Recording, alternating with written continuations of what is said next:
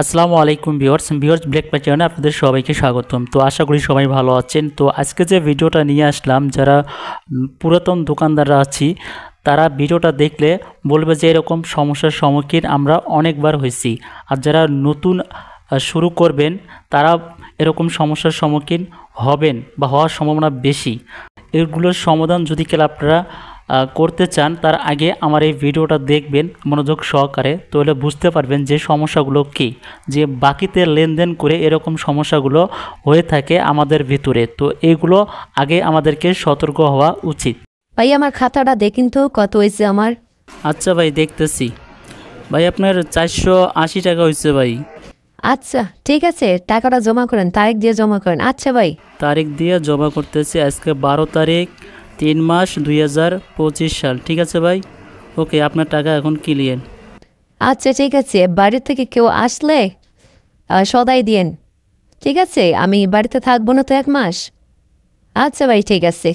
Uncle খরচ দেন তো, আপনি দেন, সেমাই দেন, বাড়িতে মেহমান আসছে, আর দেন চিনি দেন, তারপরে গরুর ফিড 1 কেজি দেন, তারপরে ভুসি 1 কেজি দেন, আর আটার প্যাকেট 2টা দেন, আর আব্বুর নামে লিখে রাখেন। আচ্ছা ঠিক আছে, যাও তোমার আব্বুরে বইলো যে তুমি বাকি নিছো। কি খবর ভাই, কই গেছিলেন? 1 মাসের বেশি সময় লাগলো, বললেন না 1 মাসের বেশি সময় লাগবে না? ও গেছিলাম, তাড়াতাড়ি চলে আসলাম। আচ্ছা এ মাসে নাকি বাড়িতে খরচ নেয় নেই? বাড়িতে তো খরচ নেয় নেই বললো আমাকে। আর আমি বাচ্চার জন্য যে সিউস পটেটো নিয়েছিলাম আর 2টা সিগারেট নিয়েছিলাম, এই অল্প টাকা হয়েছে তাই না? ভাই খাতাটা দেখি। ভাই আপনার তো 555 টাকা হয়েছে ভাই। আরে মেয়ে আপনি কি বলেন? আপনি না টাকা আমি দিয়ে গেলাম পরিশোধ করে, বাড়ির থেকে তো কোনো খরচ নেই নেই। আর 555 টাকা হয় মানে কি বলেন?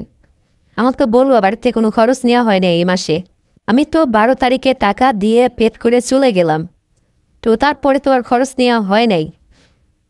তো আমার এখানে তো লেখা আছে যে আপনি 12 তারিখে আপনার বাড়িতে খরচ নিচ্ছে। 12 তারিখ 3 মাস লেখাই আছে। তো 12 তারিখে টাকা পেড করলাম, 12 তারিখে আবার খরচ নিয়ে গেছে, মানে 12 তারিখে আমি চলে গেলাম টাকা পেড করে। ভাই আপনি 12 তারিখে আপনি সকালে টাকা দিয়ে চলে গেছেন, আর 12 তারিখে বিকেলবেলা আসে আপনার মেয়ে খরচ নিয়ে গেছে, এটুকের ব্যাপার। তো আমার তো বলে নেই বাড়ির থেকে যে তারা খরচ নিয়ে গেছে, তারা বললো যে না এই মাসে কোনো খরচ নেওয়া হয় নাই। তো এরকম বিষয়গুলো নিয়ে অনেকটাই আমাদের দ্বন্দ্ব হয় দোকানদারের ভিতরে, যে দোকানদার কাস্টমারের মধ্যে অনেকটাই একটা এমনকি হাতাহাতিও হয়ে যায়। এই টাকাগুলো কিছু সময় মার যায়। যেমনটা উনি টাকা জমা দিচ্ছেন হলো সকালবেলা, বিকেলবেলা এসে ওনার বাড়ি থেকে খরচ নিয়ে গেছে। উনি বাড়িতে আবার বলছে রাতের বেলা যে আমি দোকানের টাকা পেড করে দিয়ে দিছি, কিন্তু বিকেলে যে টাকাটা দিয়েছে সেই টাকার তো আমার এখানে লেখা আছে, এই টাকা সহকারে তো উনি আমাকে পেড করে নেই। কারণ উনি সকালবেলা টাকা পেড করে চলে গেছে, চলে যায় ফোনে বলছে উনি রাতের বেলা যে দোকানের টাকা পেড করে আমি আসছি, আর এখানে খরচ নিয়ে গেছে বিকেলবেলায়, সেই টাকাটা তো আমার পেড করা হয় নাই। অতএব এরপরে আর বাড়িতে কোনো খরচ নেওয়া হয় নাই। খরচ না নেওয়ার পরে যে উনি বাড়ি থেকে যেটা বলার যে না আমি এ মাসে কোনো খরচ নেই টাকা পেড করার পরে আর কোনো খরচ নেওয়া হয় নাই। তো এই টাকাটার জন্য একটা দ্বন্দ্ব সৃষ্টি হয়, ভালো একটা দ্বন্দ্ব সৃষ্টি হয়। এমনকি এই টাকাটা এমনকি মারও যায়। দোকানদাররা বাধ্য হয়ে বলে ঠিক আছে টাকা দেওয়া লাগবে না। অনেক দোকানদার এরকম ছাইড়ে দেয়, আবার অনেক দোকানদার করে না আমার এই টাকা আমি পাবো, আমি শিওর এটা খরচ নিছে তারা। আর তারা বলে যে আমরা শিওর যে সেদিন টাকা পেড করে আমরা চলে গেছি। তো এগুলো নিয়ে বিশাল বড় একটা দ্বন্দ্ব হয়। তো এখন প্রশ্ন আসে যে এর সমাধান কী? আসলে এর সমাধান অনেকটাই কঠিন, কারণ এইগুলো মানুষ যদি অস্বীকার করে তাহলে কিছুই করার নেই, আর যদি অস্বীকার না করে যদি কেউ সে বোঝার চেষ্টা করে তাহলে জিনিসটা খুবই সহজ।